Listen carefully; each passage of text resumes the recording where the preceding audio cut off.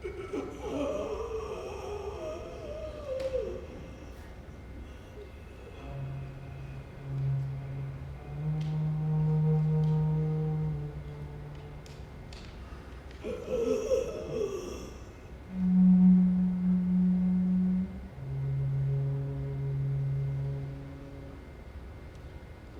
Masque of the Red Death by Edgar Allan Poe. The Red Death had long devastated the country.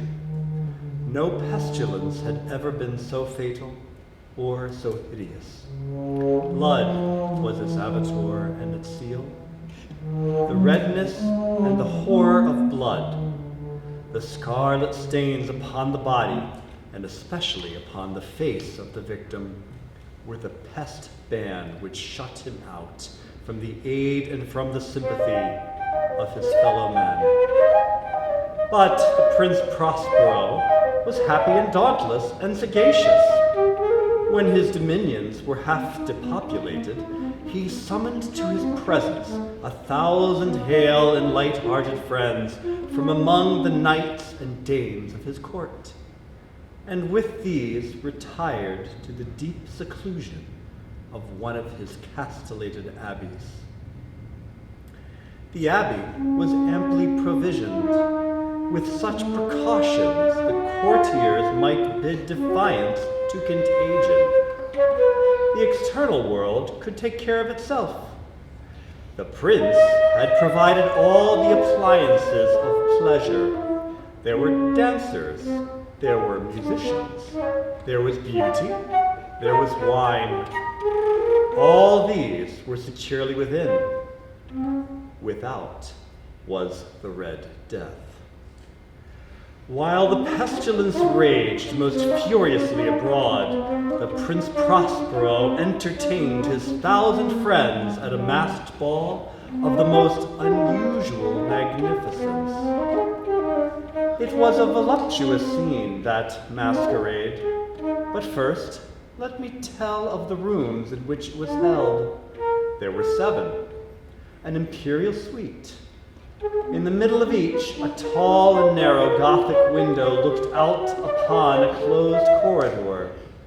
These windows were of stained glass, whose color varied in accordance with the prevailing hue of the decorations of the chamber into which it opened. That at the eastern extremity was hung in blue, and vividly blue were its windows. The second chamber was purple in its ornaments and tapestries, and here the panes were purple. The third was green throughout. The fourth was furnished and lighted with orange. The fifth with white. The sixth with violet. The 7th apartment was closely shrouded in black velvet tapestries that hung all over the ceiling and down the walls, falling in heavy folds upon the carpet of the same material and hue.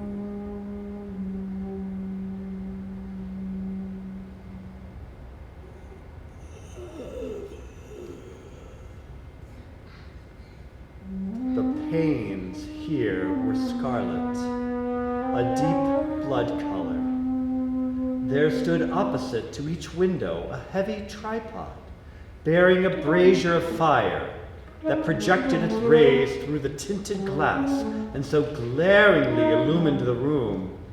And thus were produced a multitude of gaudy and fantastic appearances. In the black chamber, the effect of the firelight that streamed through the blood-tinted panes was ghastly in the extreme. It was in this apartment also that there stood a gigantic clock of ebony. And when the minute hand made the circuit of the face, and the hour was to be stricken, there came from the brazen lungs of the clock a sound of so peculiar a note and emphasis that the musicians of the orchestra were constrained to pause momentarily in their performance. And thus the waltzers performed cease their evolutions, and there was a brief disconcert of the whole gay company. But when the echoes had fully ceased, a light laughter at once pervaded the assembly. The musicians looked at each other and smiled as if at their own nervousness and folly, and made whispering vows that the next chiming of the clock should produce in them no similar emotions. And then, after the lapse of 60 minutes, there came yet another chiming of the clock, and the same disconcert. But, in spite of these things, it was a gay and magnificent revel. The tastes of the Duke were peculiar. He had a fine eye for colors and effects. It was his own guiding taste which had given character to the masqueraders. Be sure they were grotesque. There were much of the beautiful, much of the wanton, much of the bizarre, something of the terrible, and not a little of that which might have excited disgust. And the revel went whirlingly on, until at length there commenced the sounding of midnight upon the clock. And then the music ceased, as I have told, and the evolutions of the waltzers were quieted, and there was an uneasy sensation of all things as before. And thus, too, it happened that before the last echoes of the last chime had utterly sunk into silence, there were many individuals in the crowd who became aware of a masked figure which had arrested the attention of no single individual before.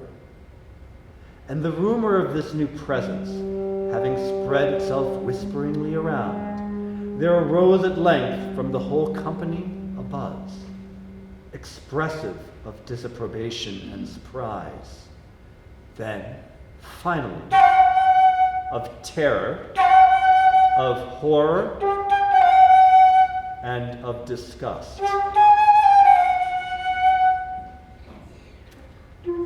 The whole company, indeed, seemed now deeply to feel that in the costume and bearing of the stranger neither wit nor propriety existed.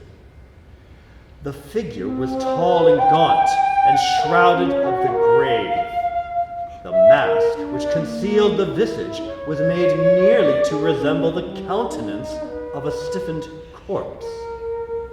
And yet all this might have been endured, if not approved, by the mad revelers around, but the mummer had gone so far as to assume the type of the Red Death.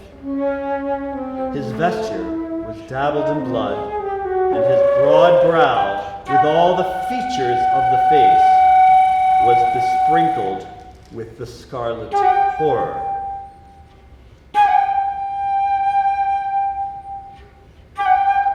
When the eyes of Prince Prospero fell upon this spectral image, he was convulsed, in the first moment with a strong shudder, either of terror or distaste, but in the next with rage.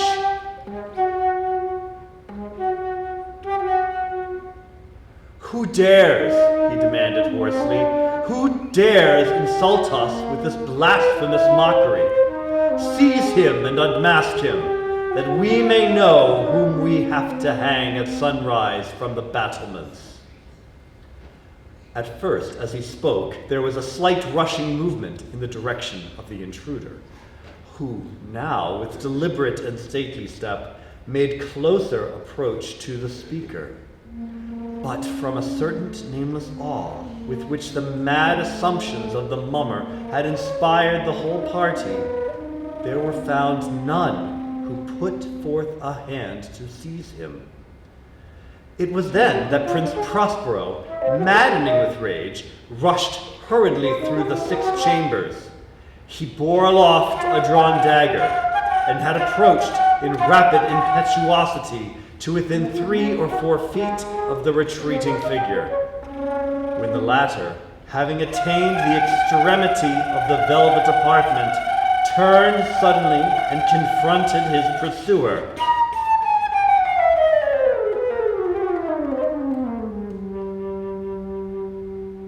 There was a sharp cry, and the dagger dropped gleamingly upon the sable carpet, upon which, instantly afterwards, fell prostrate in death the Prince Prospero. Then, summoning the wild courage of despair, a throng of the revelers at once threw themselves into the black apartment, and seizing the mummer, whose tall figure stood erect and motionless within the shadow of the ebony clock, gasped in unutterable horror at finding the grave and corpse-like mask untenanted by any tangible form.